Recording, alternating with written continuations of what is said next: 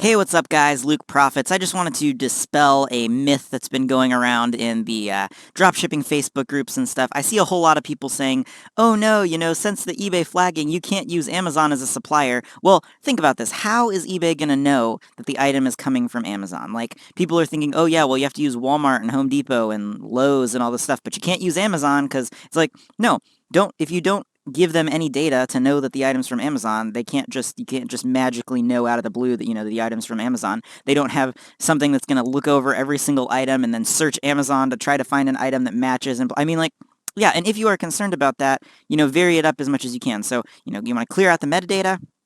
If you get rid of the metadata so it says Amazon, get rid of that so it's wiped. They can't check it there. If you're not using exact match descriptions and all that stuff, they can't match it there.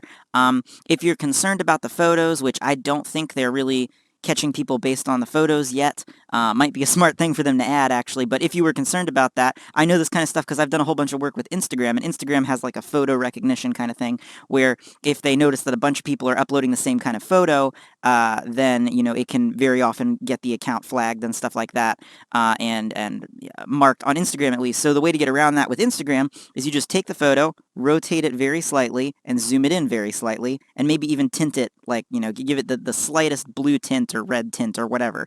And that totally gets around the photo because an algorithm can't look at that and see that it's the same thing, but it's just a slight, tint or something, so a person it doesn't really make a big difference for. So, if that's something that you were concerned about, you could, come up with something to do that. But yeah, I mean, it's really not that hard if you just are clearing out all the data, yeah, obviously if you're going to leave the Amazon.com and the metadata and then clearly, just copy everything from Amazon and paste it. Like if you make it super obvious and then you use, say you're not using Blue Care or something and they can just tell, well, it's coming from, look at the origin item location and it's coming from these warehouses that, like, yeah, they can figure out that you're using Amazon if you do it that way. But if you're hiding your item location, you're clearing your metadata, you're varying up your descriptions using your unique drop shipping titles, all that good stuff, then no, there's no way that eBay can know that your items are coming from Amazon unless they're manually going through and looking at all your listings and trying to figure out where you're drop shipping from. But there are so many sellers on eBay, and eBay is not going to like pay a team of people to just review all of these different accounts and see what they're like. It just doesn't make sense. There's no reason to do that. They can just look at the patterns that most bad drop shippers are doing and come up with an algorithm that's going to catch 90% of people, and that's going to be good enough. The people like us that know what we're doing and are not causing customer service problems are not going to be their main focus. They want to get the bad people, the bad dropshippers off the platform, and I don't think they care so much about the people that are doing a good job and are sort of working around their system, because they can knock off 90% of the problem, and then the 10% of people that they have left are the actual guys that know what they're doing, are with good customer service, and aren't really causing problems for people.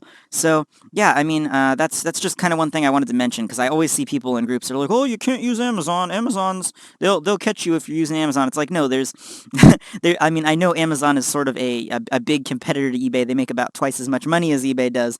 Or at least I believe they receive about twice as much traffic as eBay does. But it's not their drop shipping policy talks about buying. It says you can't resell items that you're buying from other retailers. So that doesn't mean Amazon. I mean, like, Amazon's included in that, but it doesn't just mean Amazon. It means, Walmart, Lowe's, Home Depot, literally any other place that you're buying and just so it's not like just because Amazon is like the number one source that drop shippers use, people freak out and like, oh no, you can't do it. It's like, no, you can. You just have to be smart and not make it obvious that you're using Amazon. And if you're not taking those precautions, I would assume Amazon is probably their number one focus because that's where most people drop ship from. Probably second is Walmart.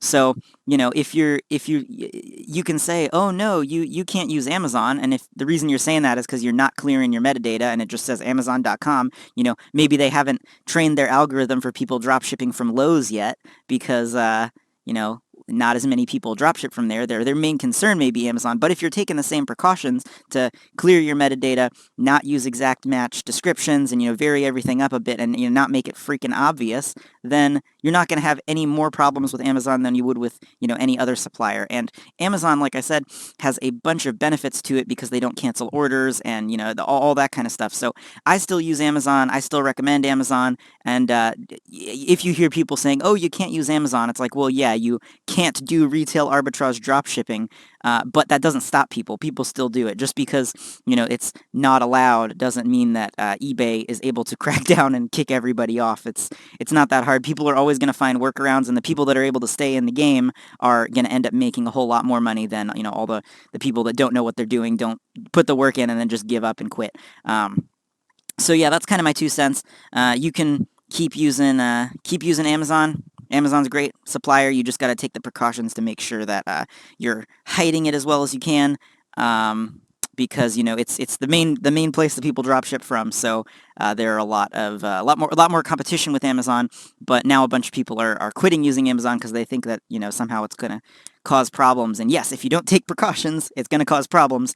And just because you can use some other supplier like Home Depot or Lowe's or whatever, and they don't have problems yet because less people are doing it. If everybody switches over to Home Depot and Lowe's, then they're just gonna adjust the algorithm, and then they'll get caught there as well. So make sure that you're being as unobvious as possible. Clear out all your stuff, make it just not super apparent that you're using Amazon, and you'll be fine. Obviously any human is going to be able to look at it and reverse image search and find the stuff, but if you can even, like I said, change your images up if you want to, but Amazon is totally fine to use. You just got to make sure that you're taking the precautions. Anyway, guys, that's it for this video. If you're new to dropshipping and you're trying to figure out how to get started, I've got a full free set of training videos down there, link in the description. It goes over everything you need to know about how to get started making money online. And the average person following my method makes around $500 to $800 profit per month after expenses for each 1,000-item eBay store that they have set up and running. They're really not that hard to get started. If you've got any questions about anything dropshipping related, feel free to hit me up on Facebook. I'll put a link down there, as well as a link to a group that I started with hundreds of other dropshippers that you can join. I post new content on this channel every couple days, so go ahead and subscribe and click the notifications, and I'll see you back here with another video in a couple days.